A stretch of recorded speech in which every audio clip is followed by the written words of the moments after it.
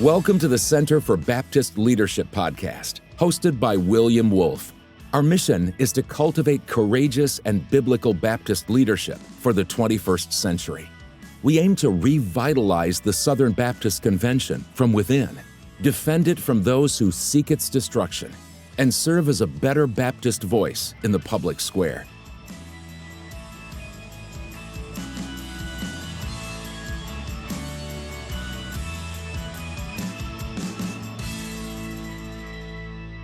Welcome back to the Center for Baptist Leadership podcast. I'm your host, Executive Director William Wolfe. For over 3.5 years now, a war has been raging between Russia and Ukraine. In February of 2022, Russian forces invaded the eastern portion of Ukraine and other portions as well, seeking to get to their capital city of Kiev. And that war, which many were hoping would be over soon, has lasted much longer than many people anticipated. It's now been 3.5 years of hell on earth for many of those Ukrainian citizens who have suffered at the hands of the invading Russian aggressors, who have had their families killed by missile strikes and drone strikes. And particularly during this war, the evangelical and Christian community and other denominations as well, Catholics and Pentecostals, Baptists, and even some of the Orthodox Church in Ukraine, which is separate from the Ukrainian Orthodox Church, which is part of the Russian Orthodox Church, have been particularly persecuted by the invading Russian soldiers who seek to stamp out any opposition to Russian nationalism and to their control. In June of 2022, so about 5 months after this war started, at the Southern Baptist Convention annual meeting that year, we passed a resolution on the war in Ukraine. And in that resolution, we asked for peace. We called on Southern Baptists and all Christians and everybody of good faith to call for an end to this war and for peace. We referenced the 1968 resolution on peace that we passed, where we urge nations to seek an honorable solution that will bring a just and durable peace that recognizes the dignity and values of human life and the inalienable right of all men to be free. We referenced the Ukrainian Baptist Theological Seminary and other like-minded institutions of our brothers and sisters in Christ throughout that country who are ministering there, bringing the gospel, helping the hurting, serving the churches, and continuing to gather for worship, even in the face of great and truly life-threatening danger. And we resolved at the end of that resolution that we will pray for our brothers and sisters in Christ in both the Russian Federation and for all those who stand opposed to this war of Russian aggression, but also to pray for our brothers and sisters, particularly in Ukraine, and for peace. And so joining me here today on the Center for Baptist Leadership podcast is Colby Barrett. Colby Barrett is the producer of a fantastic documentary that highlights the Ukrainian Christians who are contending for the faith behind enemy lines there in their own country and seeking to continue to advance the ministry of the gospel and to worship Jesus Christ under extreme persecution. Colby, thank you so much for joining us here today. William, thanks for having me on and for bringing awareness and prayer to this important issue.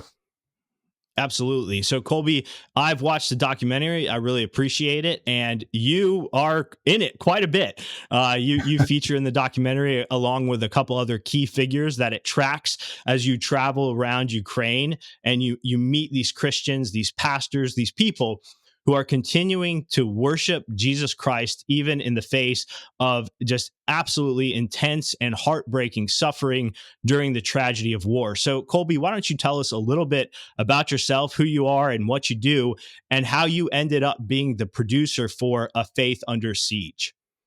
Yeah, thanks. I live in Colorado. I served in the Marine Corps as a captain. I ran scout sniper and infantry platoons during my deployments there. Went on to become an entrepreneur, run a few different businesses, and we actually run a farm now here in Colorado. I have no connection before this past summer to Ukraine, and I kind of joke that I don't know that I knowingly met a Ukrainian person before that. And so I got a call this past summer from a friend who invited me on an aid convoy to go to Ukraine and to help. And of course, I'd been following the news and seeing some of the topics there, like your guys' resolution, which is great. But I really felt I didn't know how I could help. And, it was a really bad time of year for me. We're right in the middle of harvest. I've got 4 kids. There's a war going on. I had all kinds of great reasons not to go. So I gave my friend a soft no on going and delivering aid, and really prayed about it and started doing a little bit of research. And what shocked me was what was happening to Christians, primarily in the Russian occupied territories. I feel like I follow the news pretty well and stay up on that, but the statistics at the time were pretty devastating. I think when I was first looking at it, it was 47 pastors and priests that had been murdered in Russia's invasion, 630 churches either shelled, looted, or destroyed by Russia. Unfortunately, those numbers have gone up. It's now 49 priests and pastors and 650 churches. So that just shocked me. And I really felt this tug at my heart, really the Holy Spirit saying, not only go and help there, but tell this story. If you're, what would you consider yourself, a well-informed Christian that follows the news, and you didn't know about this, there's thousands out there that are in your same shoes, and they need to know what's going on there. And so that was the genesis of telling the story and making the movie. Yeah, thanks. I mean, I think, one of the things, of course, that's happened with this conflict is it's become incredibly politicized in the American environment. And we're going to try to steer clear from those topics in this, conversation. The point of this interview, the point of this documentary is not to get you to decide whether or not you think the U.S. should be arming Ukraine, or what U.S. should be doing vis-a-vis NATO countries in Europe, or what you think the jots and tittles of a peace agreement should be.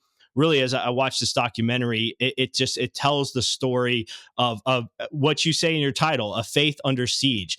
Christians continuing to live and worship Jesus because they believe in something greater than the enemy that is literally on their doorstep. I mean, as you watch this documentary, you see things like Russian soldiers invading churches in the middle of worship services, shutting them down, arresting people. There's a story of a pastor. I mean, this was so gripping. This pastor who's being targeted by Russian drones, dropping grenades on his car. One time, even when he had children in the car with him, multiple attempts on this pastor. Like they're tracking these pastors and intentionally targeting them.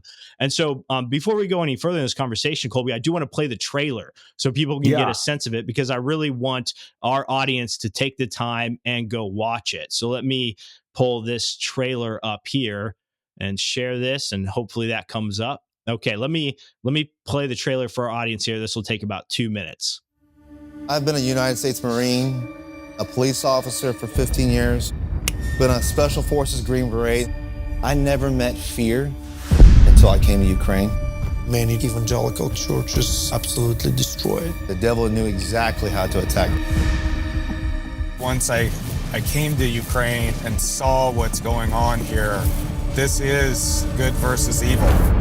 Russian forces are closing churches and persecuting Christians. All across Russian-occupied Ukraine, soldiers are shutting down places of worship. Vladimir Putin not only wants to control Ukrainian territory, he also intends to silence the church and take away religious freedom. The soldiers came to church, they stopped worship service, they arrested me, they searched my home. Вони почали перевіряти документи у кожної людини. Вони обливали чоловіка водою, били шокером.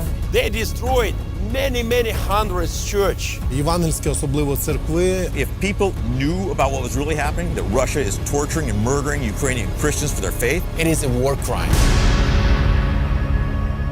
Why does Russia hate evangelical Christians? They're afraid. Our churches never want to be under government, under communistic party, under KGB, under dictatorship regime. Russia persecute evangelicals because we have just one leader, it's Jesus Christ. Wow. An American who is far removed from the war, may not think that it matters who wins or loses in Ukraine. But we see evil happening, and we don't want that evil to triumph. America's role, the Christian role in this struggle, is so critical. We come to minister to them, to see them, to listen to them. I'm not here on behalf of the United States government. I'm just a faithful servant of Jesus Christ coming to support you and be alongside of you. The faith of the people of Ukraine is absolutely amazing. They're rebuilding their cities, they're rebuilding their lives and their churches. І коли навіть ти щось будуєш, ти не знаєш, чи завтра воно буде знищено вже. Це будівництво дало людям віру. We have a duty to these folks that are on the front lines defending religious freedom. This is an audio Bible? You come get one too. The Bible says that what's right and wrong is written on your heart. And so if you know that there is something you can do to affect change, save lives, then just do it.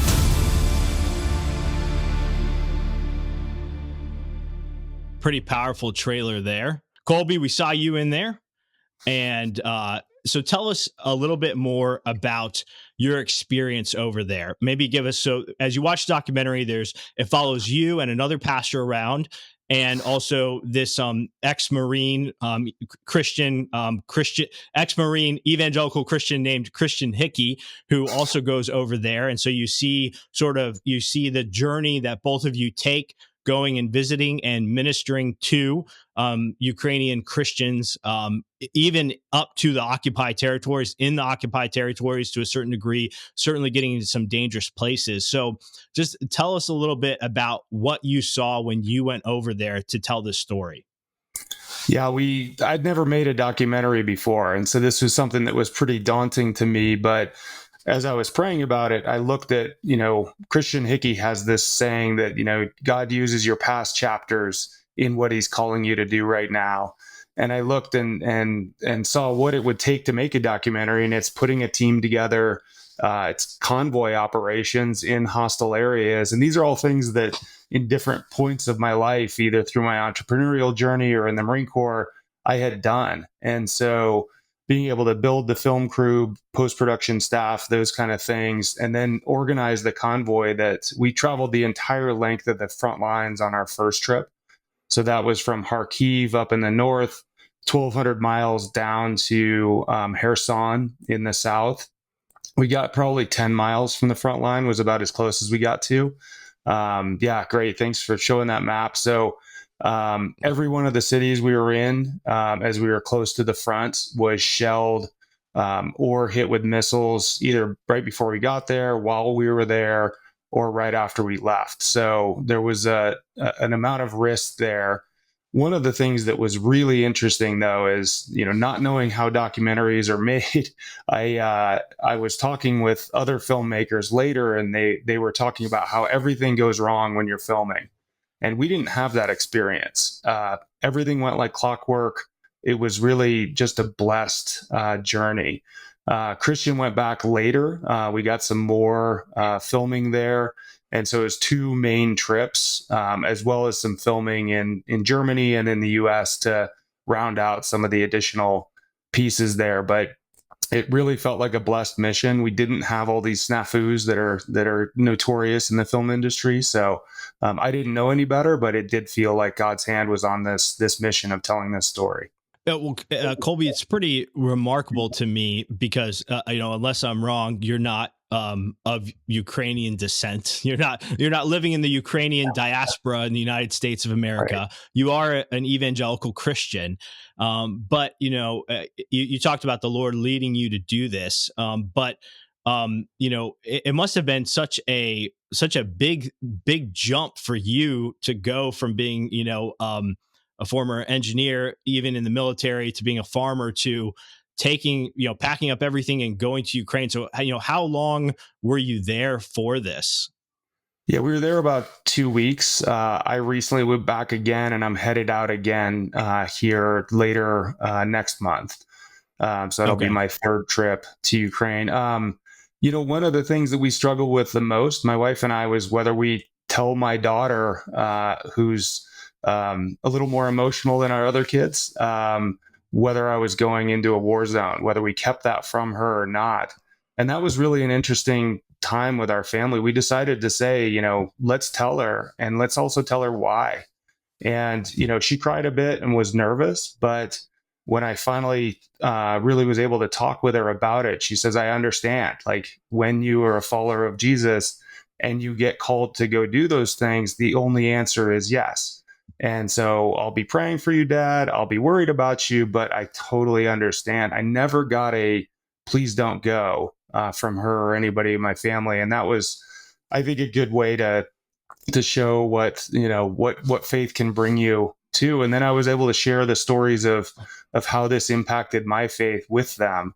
You think that you're going to go over there and provide aid and really be the center of attention on helping these folks that are suffering.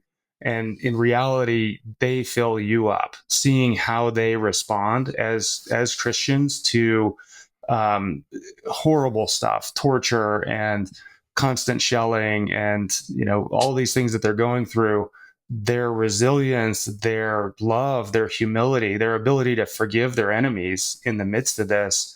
It's really a testament to our shared faith, and it really buoyed me up while I was there. And it was something I was so happy to share with my family when I got back. Yeah, well, one of the first pastors that you meet in the documentary is this man who has lost 3 sons. If it's not all 3 of his sons, I don't quite remember if he has any more, but it might have been all 3 of his sons over the longer period of this war, because some people might not be tracking that there's been Russian aggression and invasion in some of these areas going all the way back to 2014. Of course, there was the Crimean invasion then, but this one pastor is telling a story of how he had lost 2 of his sons in an earlier time, and then just recently, in the last few years, lost his 3rd son as well in this war. Yeah. And that guy is still pastoring. I mean, it's just amazing. Yeah. And that's what you see. So this gentleman was in Sloviansk, which is close to the front lines. In 2014, 2 of his sons were deacons. They were in a meeting of deacons, and Russian forces came, pulled them out, tortured them, and then burned their bodies and dumped them in an unmarked grave, which is horrible. And then, as you mentioned, his other son was a chaplain and was killed near the front recently. And if you look, though, how did he respond to that? Did it destroy him? Did it fill him full of hate? That's not what he's doing. If you go see his church now, it's amazing. They have this big water treatment facility. They're essentially getting clean water to the entire city now through what they're doing. They have an amazing thrift shop. So if people don't have, new clothes and those kind of things, they've got all that set up. And it's really just it's a church, but it's almost a self-contained aid organization as well. And we saw that time and time again. Something would happen to these folks during the Russian invasion that would destroy most people. And through their faith, they're able to take that and turn that into service into the community, into really acts of love that were really amazing to see. Yeah. And so correct me if I'm wrong, but about 80% of Ukraine's territory is still controlled by the Ukrainian government. Correct. Is that okay? And within that, and historically, Ukraine has been a very open nation for faith, for all kinds of, well, at least I would assume in the post-Soviet era. Right. In the post-Soviet era. Right. Yeah. So in the post-Soviet era, for the last 30-something years here almost. Ukraine's called the bread basket of Europe, but they're also saying in the documentary it's the spiritual bread basket. And when you watch the documentary, you see a Southern Baptist missionary in there from the SBC. You see Baptist Ukrainian churches, Pentecostal Ukrainian churches. You reference Catholics there as well. And so there's a lot of people of faith living and working in Ukraine very freely. And that remains to be the case under the Ukrainian government occupied territories, correct? Yeah, and that's a great point there. Under Soviet domination, of course, Ukraine faith there was really suppressed. But as soon as the Soviet Union collapsed, there was a huge hunger for Christianity in Ukraine, especially Protestant missionaries. So a lot of Baptist, Pentecostals, other missionaries came from the U.S., and now it's known as the Bible Belt of Europe, so much so that Ukraine is sending out missionaries. They still are all over the world, and before the war to the post-Soviet republics. So really a thriving Christian faith system there, very diverse. A lot of Orthodox, Catholic, Protestants of various denominations. But yeah, 80 to 85% would be Christians. And I can speak firsthand when I attend church in Ukraine. It's such a powerful experience. These people are right in the midst of threats to their very existence, and so their attention to worship is so amazing. So of course, I'm always happy to come back and come to my home church. But that same fervor isn't there. And I can also compare it. I have been to church in Russia. And I can tell you I was ushered into the church because it's illegal in Russia to preach the gospel in public. So we had to go inside the church to talk. And I was also kind of afraid when I was there. Whereas when I worshiped in Ukraine, absolute religious freedom and just an amazing experience of the way people are responding to what's happening to them in their country there. Yeah, well, thank you. And I wanted to set that up for the contrast of what's happening now in the occupied territories. Right. So, the documentary, talks to a variety of different pastors and churches that are close to or have been in occupied territories, some that have now been liberated, some that are still suffering there. And so what happens to these churches, Colby, these Christian churches, when the Russian forces come? I mean, from what I see in the documentary, they target the churches. They want to make sure that these churches are no longer operating freely because they view them as a threat. And that's actually not, it's heartbreaking. It's tragic. It's not unique though. This is actually a pretty historical feature of war. When an invading army comes in, they view the native religion of that place, if it's, whatever it is, to be a fundamental threat to their control because they know how powerful it is. That's right. If you're trying to subjugate a free people, the first thing you go after is faith. Because you think about that, if somebody's allegiance is to God, to Jesus, they're not going to be very compliant. So that is one of the first places that the invasion forces would come, is to the churches. And particularly Protestant and evangelical churches are first on their list. It's kind of a longer background, but the Russian Orthodox Church is very integrated into the Russian state. And so that's kind of the paradigm as Russian forces come in. They understand that in their country, the church and state are kind of one thing. So when they come in and see a Baptist in Ukraine, they think, oh, that's an American spy. So not only are they going after the faith, there's an attack on America as well. So usually the progression would be evangelical and Protestant churches shut down. Mostly the buildings would be seized and turned into military barracks. The pastors generally would be forcibly deported if they wouldn't comply, sometimes tortured and murdered, but that'd be the first level. Next, they kind of go on to the Catholics and then kind of on to Orthodox sects that they don't like as much there. But that's usually the progression as they go through. And like you said, it is that war on faith, because if they can destroy faith in their mind, they can subjugate the people. Thankfully, the Ukrainians are not having it. They're still worshiping, even in the occupied territories, at great risk. There was a lady that was recently sentenced to 20 years in prison for holding a Bible study with 5 other people in her home. If you do want to worship openly, there are some ways to do it, but it is, again, totally state controlled. So we talked to a gentleman that had just escaped from the occupied territory. He led the choir ministry in his church. And he said, first, you have to go and register your building with the Russian occupation authorities. Then you have to put everybody in your church on a list that the occupation authorities have. if you want to hold services, there need to be 30 Russian passport holders present.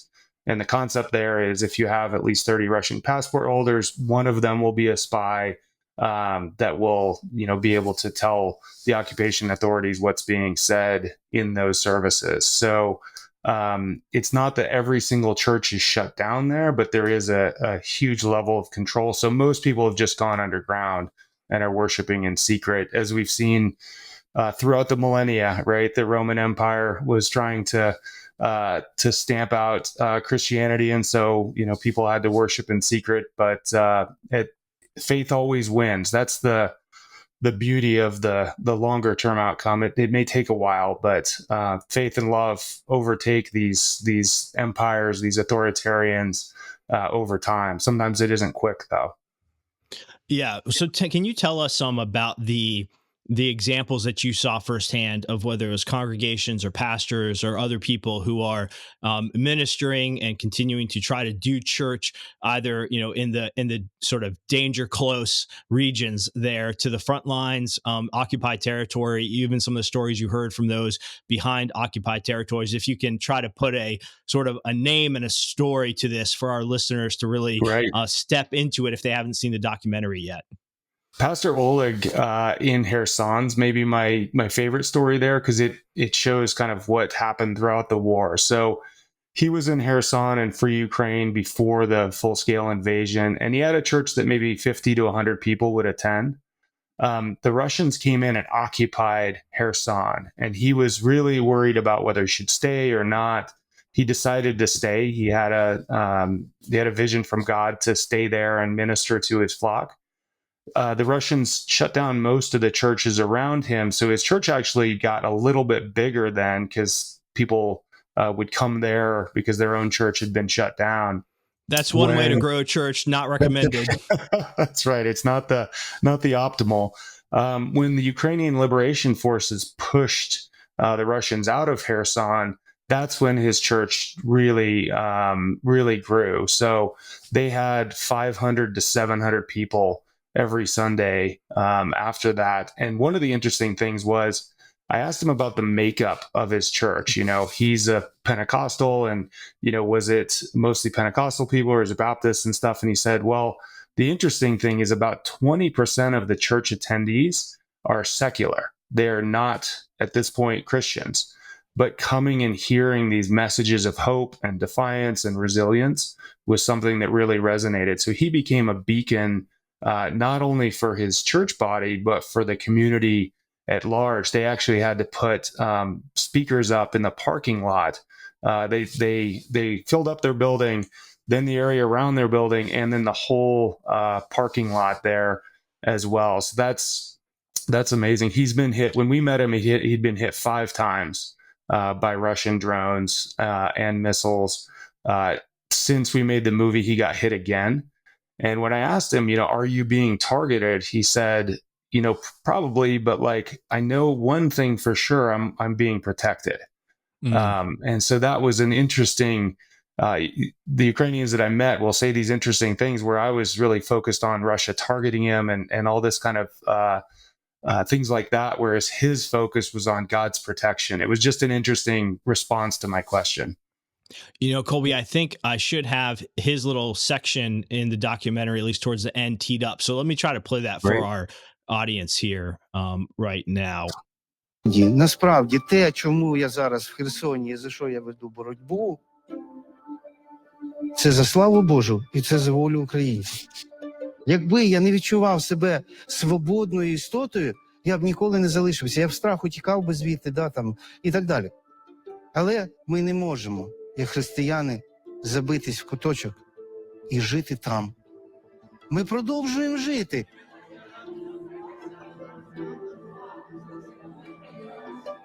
Dealing with wars.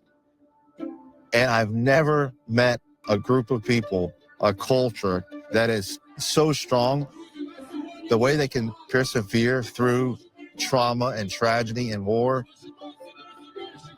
It literally reminds me of Americans fighting for their freedom back in 1775. Where does this strength come from? наша особливість полягає в тому, щоб в критичні моменти не боятися, а Okay, so I think that was Oleg at the start there, correct? That was, yeah. Yeah, and that was another little line that jumped out to me that I'm glad we got it there. Our peculiar strength is not to be afraid at critical moments, but to volunteer. Right. There's some great little lines in there. There was this other line that jumped out when it wasn't Oleg, but it was somebody else. It was this church where I think the church building was destroyed and they had to go underground to continue to worship. And there was just this really short little sentence where the guy says, and yet the church continues. So we saw Oleg's church. We saw that great line from the Ukrainian woman there that our peculiar strength is to not be afraid, but to volunteer. And so, and the story of Oleg's church growing during this was just really encouraging. And so, Colby, what are these persecuted, Ukrainian Christians that are still in these occupied territories? I guess one question you could ask this sort of basic self-interest question: why don't they leave? I mean, can they leave? Could they leave and go to the rest of Ukraine where they would still be free? Of course, under threat. I mean, another thing you see in this heartbreaking story of this father who lost his three girls, hundreds of miles away from the front lines because of a missile strike. So I'm not trying to say that there's, there are safe spaces you can go to. I recognize the whole country is at war, but there are occupied territories, and then there are territories still controlled by the Ukrainian government. So why don't they leave? What do they hope to? Why are they staying around in the midst of this? I think there's a lot of reasons. If you just asked a regular civilian, some would say, this is my home. I don't want to leave. The elderly are particularly prone to staying in these really dangerous areas. The other group are Christians, especially faith leaders. They're seen to say, hey, my community here is hurting. I need to be here with them during this time of pain to either provide humanitarian assistance or moral support. And so you see that a lot with the faith community not leaving these pretty dangerous areas. Indeed, going into these really dangerous areas to provide aid. So that's the stories that I heard again and again was, if my flock is here, I need to be here. And it has really, really been an evangelical moment for those frontline areas. If you look at, I kind of keep referencing Roman times, but during the early centuries of Christianity, there would be plagues in these Roman cities, and all of the Roman elite would leave, and the Christians would stay to minister to the sick and to the poor and to the needy. And that just was such a explosive growth of our faith. And you see the same thing in Ukraine. The Christians are staying really out of a sense of duty and faith.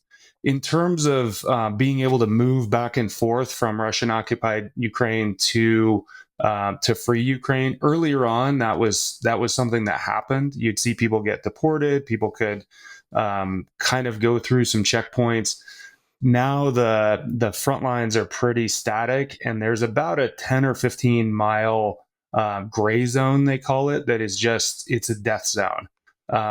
Anybody trying to go through it would be, pretty instantly in some serious danger. So the ability to go from occupied Ukraine to free Ukraine right now is pretty non-existent. There are people that get smuggled out. We didn't talk too much about the abducted children there, but there are people that are actively smuggling out some of the children that have been abducted by Russia through various means that I won't go into for obvious reasons, but there are some ways to get through there. But yeah, those folks that are back in the Russian occupied areas, not a lot of good options there.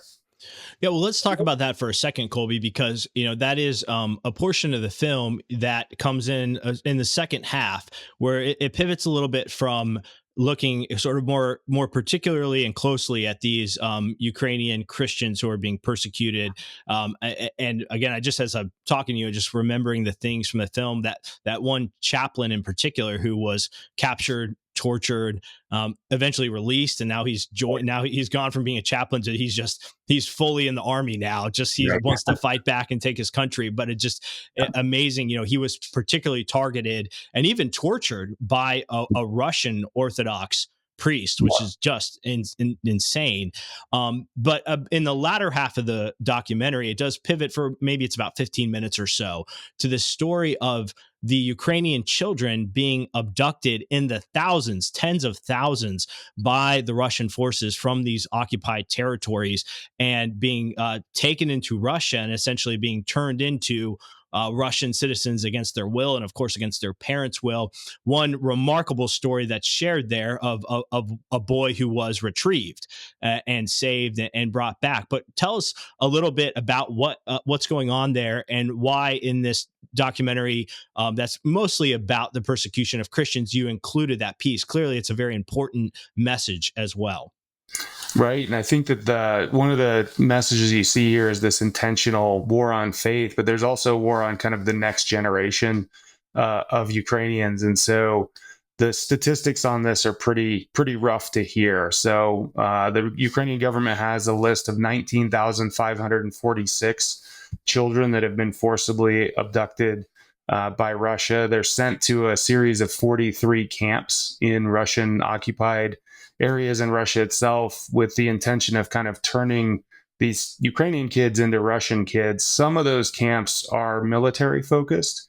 So the goal then is to say, well, let's also then turn these kids into soldiers. The numbers now seem to have gotten bigger. Yale's done some research there that shows that it's probably more like 35,000 kids. So really a huge, almost an entire generation being taken and with their identity erased, and with their identity, their faith. These are kids coming from an 85% Christian nation, and then being kind of militarized in that. It's really, really tough to see, and it's one that pains the Ukrainian people immensely. That's one of the hardest things for them to talk about. Thankfully, there's a few that are getting out. There's a group called Save Ukraine that's helping to smuggle these kids out. Earlier on in the war, they were able to do this at a pretty good rate, but now it's slowed down. A lot of these kids are kind of cemented in over there, but really troubling what we heard. One of the gentlemen in the movie, a young man that was taken to one of these military camps, spent, I think, 15 days in solitary confinement for his refusal to sing the Russian national anthem and kind of go along with that. So lack of food, lack of sleep, no windows, and just horrible treatment if they don't comply. I was touched by seeing the story of that organization, Save Ukraine, and they've saved, at this point, I think it's over 600 children from the captivity. Almost abducted. 770 now, I think they're at. Okay, over 700 now. Yeah. Wow. And who is that guy running it? I can't remember his name. Yeah, Mykola, or do you not say in the documentary? Yeah, Mykola Koleba's in there, and it's really interesting. The organization, the nonprofit, is a secular nonprofit, but if you start diving into Mykola's story, he's a very devout Christian, and that has motivated his entire reason for being is to get these kids back, and not only get them back to really rehabilitate some of the PTSD that they have suffered during their captivity. And it's interesting. We were at one of the centers that they have where they help these kids kind of reintegrate into society. And we were interviewing a mom that had escaped the occupied territories with her kids. And she brought the kids to the interview, and it was a little weird. Like, you can imagine if I brought my kids here to our interview, you'd be like, what's going on here? Like, they're playing in the background and making noise. And once we heard her story, what we found was that in the occupied areas, if you left your kids alone, there was some danger that Russian forces would take them. And so she was still living with those scars. And so she doesn't let her kids, even now that she's free in free Ukraine, she doesn't want to let those kids out of her sight. And so you start kind of seeing these little, once you hear somebody's story, you can kind of understand, okay, this makes sense of why she brought the kids to the interview. She's still grappling with that pain from occupation. Yeah, well, I can understand that. And I have a father of three boys. I mean, I just can't even imagine what they're dealing with. And it really is ugly. And again, this is one of those things. I was really interested in having this conversation because I have a lot of conservative folks who follow me and people who have different opinions on this. But I want people to hear about what's happening to people. You know, as you watch the news about the war in Ukraine, it really, I mean, in many ways, it has become a political football in the United States, and I can understand that to a certain degree from different perspectives. But there's this saying, classic old short saying, war is hell, and it is. It's hell for both sides, and in many ways, right there, there's obviously there's aggressors and there's people are being invaded, but at the end of the day, there's lives being lost, children being abducted. And this information helps us better pray. Right now I have like faces and names and churches that I can pray for, pastors I can pray for to persevere under this daily threat of death hanging over them. Colby, for a little bit, we don't have too much more time here, but for some of the remainder of the time, I would like to hear you tell the story of Christian Hickey a little bit more, because he's in the documentary. I mean, one of the things that I love that I saw him do was take these audio Bibles to the troops. I mean, that was just amazing. And, they look like I was seeing the little gadget that these audio Bibles are on. I'm like, it looks, it's not a cell phone. It's not something, it looks like something that's sort of maybe powered by batteries or something. And just, I was like, man, that is so great. This guy is getting the Bible to people on the front line. So tell us a little bit more about Christian. Christian's he calls himself an unconventional missionary, and he's got an amazing background. He was like myself, he served in the Marine Corps. Then he went on to be a police officer and then Special Forces Green Beret. So he's got an amazing background there. But what he saw through his journey, especially in the military, was his ability to connect to frontline soldiers. And so those folks, they're hurting. Any soldier in any war is going to be in states of emotional distress. And so that was where he felt his calling, was to come to these frontline soldiers and get them audio Bibles, pray for them, pray with them, and go right up to the front. Some of the stories he had about, being right there in the mix were pretty amazing. He's not called to take up arms in that struggle, but he is called to minister to these folks. And it was amazing to be with Christian. He really taught me a lot about following the Spirit. I'm a big got to have a plan, got to have a spreadsheet and stuff like that. And Christian he'd always say, let's just see where the Spirit leads us. And I'm like, we're planning operations in a war zone. Let's at least have a plan to go through. So it was an interesting journey with Christian, and really somebody who strengthened my own faith as he went through. And I think he also really relates well to our audience. He's such an amazing American patriot, and to see how he has been called to go help these folks in Ukraine, it really bridges our American audience and what's going on over there. And that was really a great thing, I think, that came out in the film. Yeah, well, it was great to meet him in the film and see his work over there. And so, Colby, you're the producer of this film, A Faith Under Siege. And when was it released? How long has it been out now?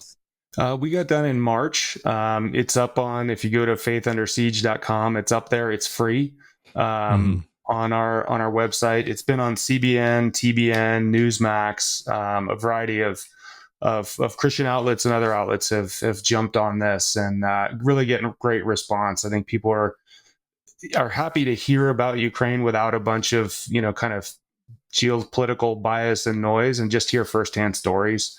That's what I think is missing from this conversation, is let's hear about Pastor Oleg, from Pastor Oleg. What's he experiencing? And like you said, the power of prayer is so important here, but knowing what's going on there and how to pray and what to pray for is critical. And I don't think I've met a single Ukrainian Christian that didn't ask for that. Like, when we talked about how we can help, they're like, pray for us, because we feel it. In the first days of the invasion, we felt that just upswelling of prayer from international folks, and they said we also feel when it kind of drops off and people are losing interest. So that's such a powerful piece to this whole thing. I think prayer and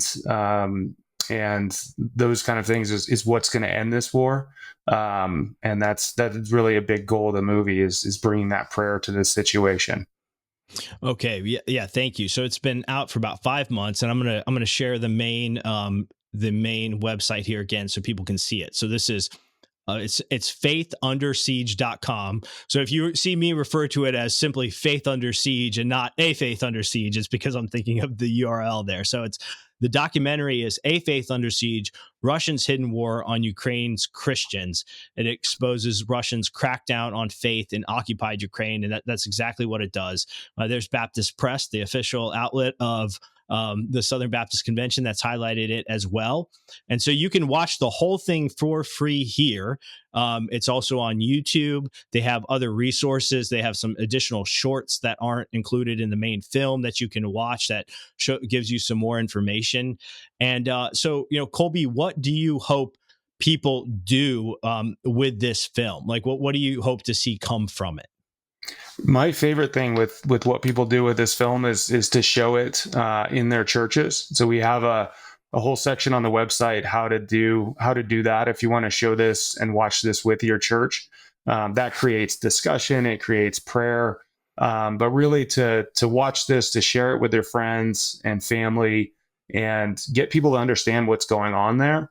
The second piece, once you're kind of informed, is that prayer piece, which is just so powerful. And if you feel called, there's other calls to action in the website in terms of donating to nonprofits that are bringing kids back, letting elected leaders know what's going on, and just a variety of things that you can do if you feel called. But really, the big thing is understanding what to pray for, because that is, like I said, that's what's going to bring peace here. Is thousands and thousands and millions of prayers around the world, bringing peace to this situation. Yeah, well, I mean, I think this is really good timing that we're having this conversation now with, peace talks in the news, right? I mean, President Trump certainly, wants to bring an end to this war, as far as I can tell. That's what he says. I'm sure the Ukrainian Christians, all the Ukrainian citizens, want to see an end to this war as well. And so maybe that's on the horizon. I don't know. We've been told it might be on the horizon for a while now, but whether it is or isn't, now is a great time to get educated, to know how to pray for our Ukrainian brothers and sisters. And again, if you're watching this as a Southern Baptist, Southern Baptists have historically had a large footprint in Ukraine. There's a Ukrainian Baptist Theological Seminary that we partner with over there. We send missionaries over there. You can see one of them in the trailer. I don't think he says he's an IMB missionary, but I can pretty much all but tell that he is. And, so this is something that is, that should be on our hearts as Southern Baptists. And, Colby, one of the other things that struck me from this, and I'd be interested in your thoughts on this too, is, we live in this day and age, in this conversation in American political life where, we're always talking about like Hitler. I don't know if you've noticed that. It's like Hitler, World War II, things like this. But, and I actually, this is as a student of history. So I was a history undergrad, and I wrote my senior thesis on the end of the Soviet Union, actually. And one of the things I think Americans have forgotten, and our generation, my generation, the younger generation, has forgotten, is just how terrible communism really was and is. And it's not cool. Like, communism is not cool, right? Like, we have these Che Guevara t-shirts. Communism is very anti-Christian. And what Putin has done with, however you want to view Russia's political system, Putin really is part of the old USSR, right? Like, that is what he wants to see advanced. And they just broach no dissent. They want to stamp out faith. I mean, you could go read Rod Dreher's great book, Live Not by Lies, where, he talks a lot about Christian dissent and resistance under the Soviet Union. And seeing this really just brought that back to my mind, that, Americans really should not be fooled into thinking that they want anything other than sort of the eradication of free thinking, freely worshiping Christians of all different denominations, anybody who's not a part of their official state church. So any comments on that? Because it's not the main point of the film, but I think it's an important thing for American Christians, and particularly this next generation that on the left has really been enamored by communism for some reason. And on the right, even there are those who say, well, look, Russia doesn't allow things like drag shows and pride parades. Okay, that's great. They also don't allow you to freely worship as a Christian outside of the Russian Orthodox Church. Like, two things can be true at the same time, and it's still not good. Right. That's why we chose the name of the film was Faith Under Siege, not Religion Under Siege, right? So if you look at what the Russian state has done, two things really stand out. One, in 2016, they passed a series of laws called the Yerovaya laws, and that criminalized, among other things, preaching the gospel publicly. That did not get a lot of press. Most of the people persecuted under that law in Russia are Baptists, actually. The second piece that I think is really also didn't get a lot of press was the declaration of a holy war by the Russian Orthodox Church Patriarch Kirill. So he said, this is a holy war against Ukraine and the West. That seems like, jihadi kind of stuff. And so what you see there when you look at, how faith and religion intertwine in Russia's narrative, there's a concept that the state should control religion, but then simultaneously stamp out faith.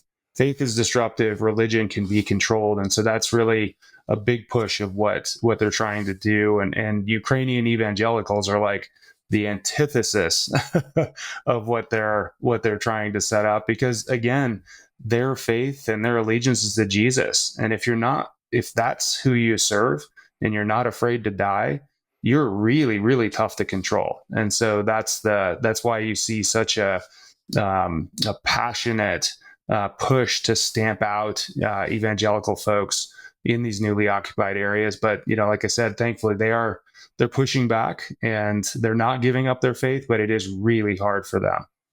Yeah, it obviously is. And it makes me just reflect on how, while it's true that the church can thrive under persecution, can endure, maybe thrive is not the right word, endure under persecution.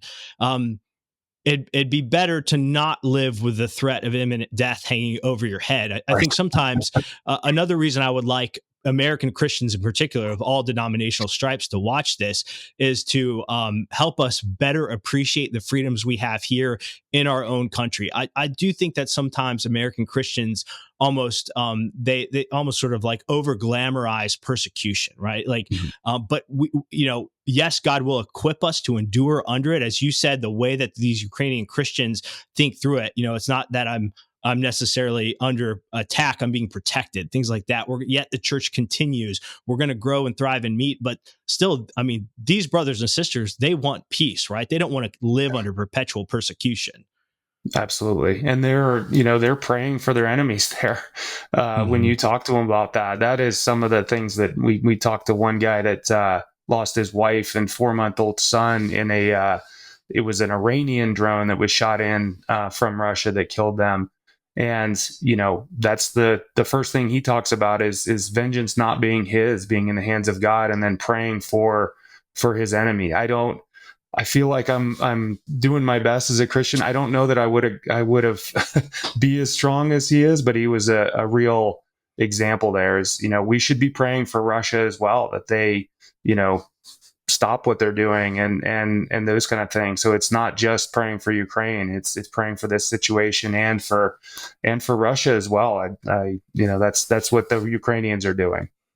Yeah. Amen, Colby.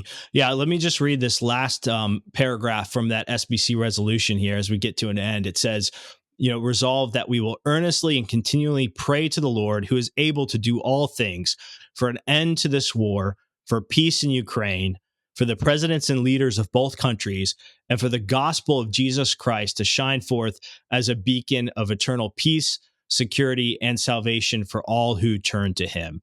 So thank you for this documentary, A Faith Under Siege, and the work that you've done to highlight and show how the gospel of Jesus Christ is continuing to shine and to empower people to endure under heartbreaking and tragic circumstances, the threat of death hanging over them, being rounded up, tortured, having their churches bombed and destroyed, and yet continuing to worship Christ and not to bend the knee to earthly power. So, Colby, any closing words for our audience here?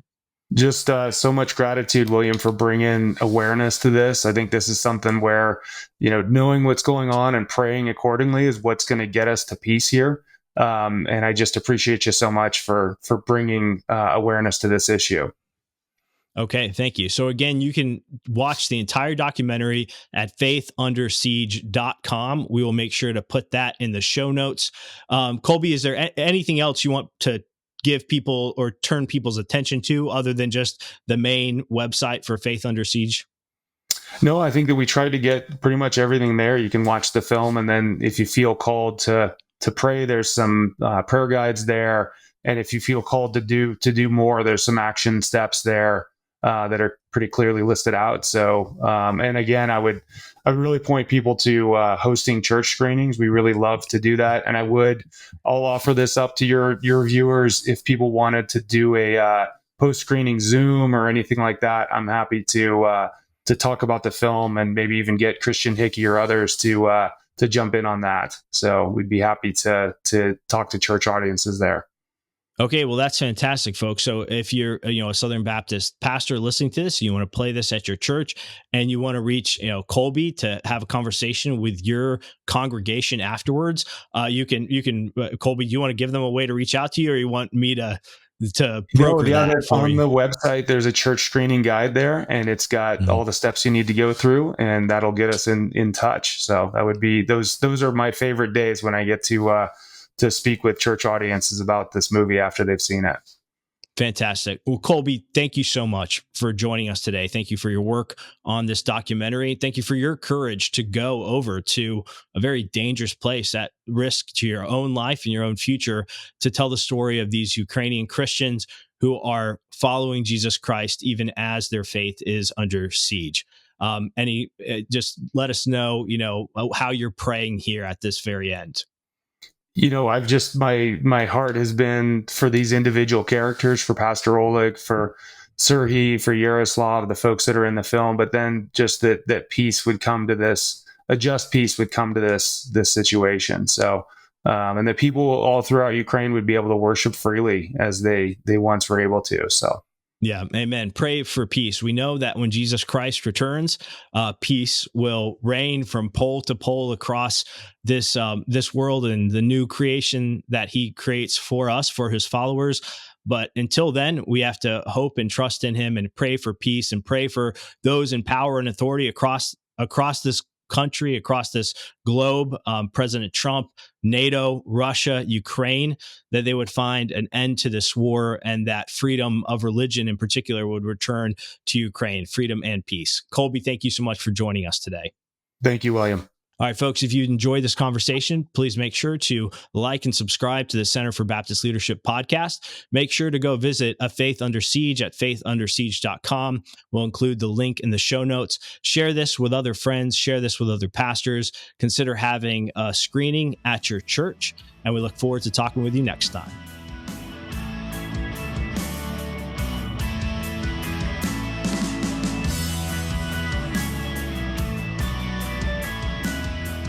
The Center for Baptist Leadership podcast is powered by American Reformer, hosted by William Wolfe, with audio production by Jared Cummings.